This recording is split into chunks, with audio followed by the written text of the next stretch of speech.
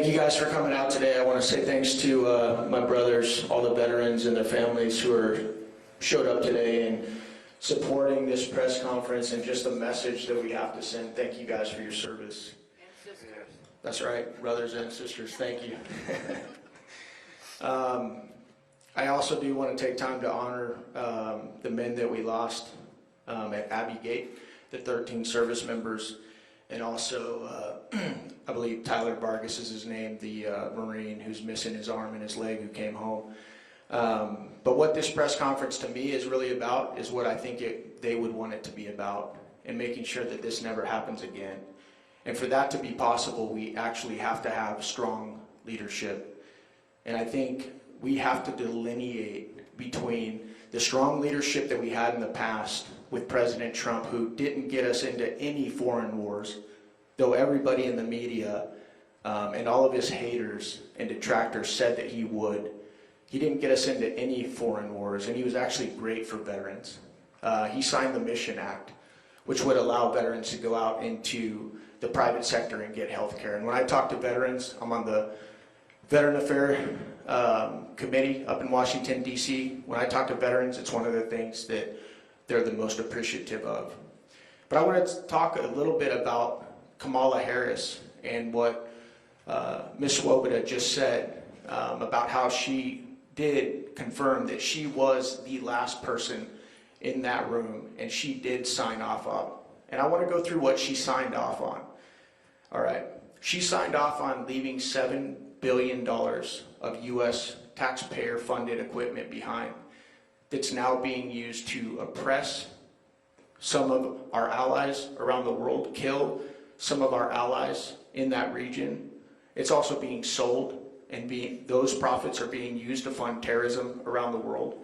And when I saw the report of what was being left behind, the thing that actually concerned me the most was the night vision equipment. A lot of people don't understand modern warfare and how important that is. And I can tell you, as somebody who participated in 3 wartime deployments in Iraq, what a foolish maneuver that was, because we own the night. Our enemies, they don't like to fight us at night because we have night vision capability. And so by leaving that equipment behind, you're ensuring that our allies and our sons and daughters who have to go back into that region and fight some of our adversaries are going to be killed and come home in boxes because we left much of this equipment behind. That's exactly what Kamala Harris signed off on. I also want to talk about the allies that we left behind that fought alongside us for 20 years. Men and women who gave up their lives, who sacrificed their families fighting alongside us, that we just left there. Many of them are still in hiding today. Many of them have been killed. Many of them have seen their family members, their daughters, their wives raped, tortured, and murdered in front of us. Kamala Harris signed off on that. We also left behind intelligence, very crucial intelligence like biometrics, that are now being used to hunt down those very allies that we left behind. We also evacuated 120,000 Afghans without vetting them, though we were told they were being vetted, who now came into this country. We don't know who they are, we don't know where they're going, and we don't know what their intentions are. Does that remind you of something else? Maybe our wide open southern border? Because that's what I think about. And Americans are a lot less safe because of that foolish decision. The foolish decision to pull out the men and women with firearms, our service members, before the evacuation. And I want to reiterate something that Ms. Swoboda said. President Trump, like myself and like many other Americans, wanted to leave Afghanistan. We wanted to leave Afghanistan. It's not a question of if we wanted to leave Afghanistan. It's a question of how we were going to do it. And I want to remind you again that Kamala Harris signed off on this plan. I don't know if you guys know this, but this administration is also sending between $40 and $87 million a week to the Taliban, the very terrorist organization that our service members were fighting for 20 years. We are funding terrorism. This administration is funding terrorism, all right? We also left behind Bagram Air Base. that the taxpayers paid for. Why is that a problem? Because of its strategic location to Iran, China, and Russia, some of our most deadly adversaries around the world. We had an air base there that we could have conducted operations and continued to conduct operations, and we just left it behind like all of that equipment. Goes to show once again how foolish this administration is.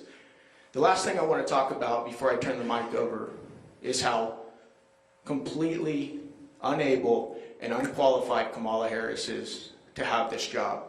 Do you know why I know she's unqualified and incapable to hold this position?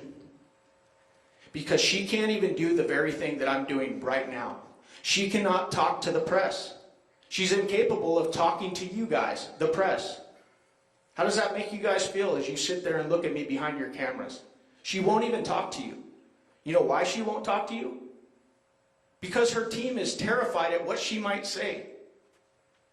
Her team is terrified that if she opens her mouth, it will ruin this false, phony narrative that she's some moderate, problem-solving change agent. Is that the type of person that we want in charge of the most powerful country in the history of the world? In charge of the most powerful military in the history of the world? Who's going to have to go talk to President Vladimir Putin, Xi from China, the Ayatollahs in Iran? Is that who we want? Somebody who can't even talk to journalists?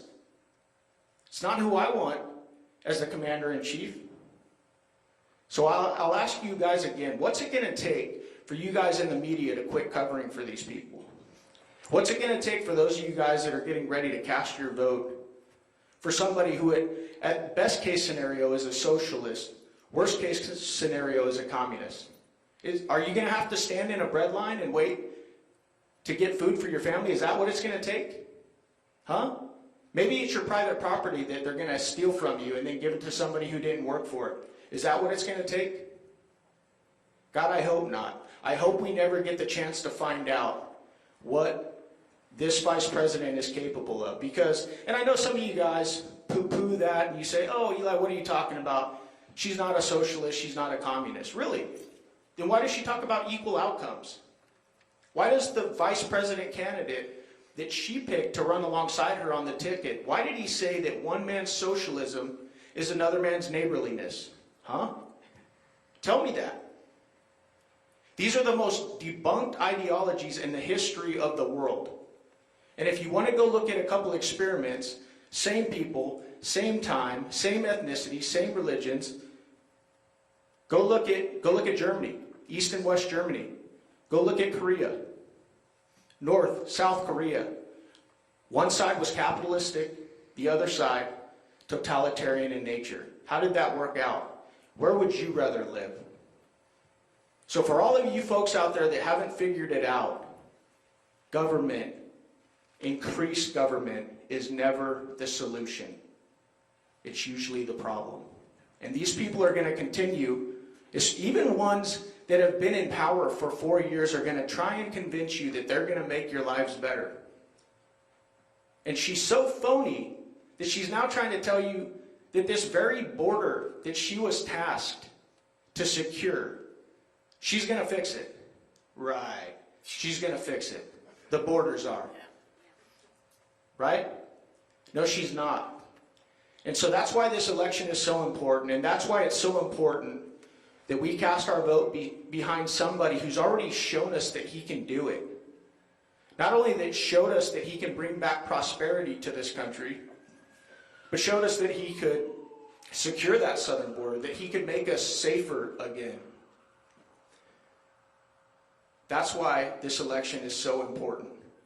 And at this point, I want to turn it over to whoever you guys have next. Thank you guys for coming.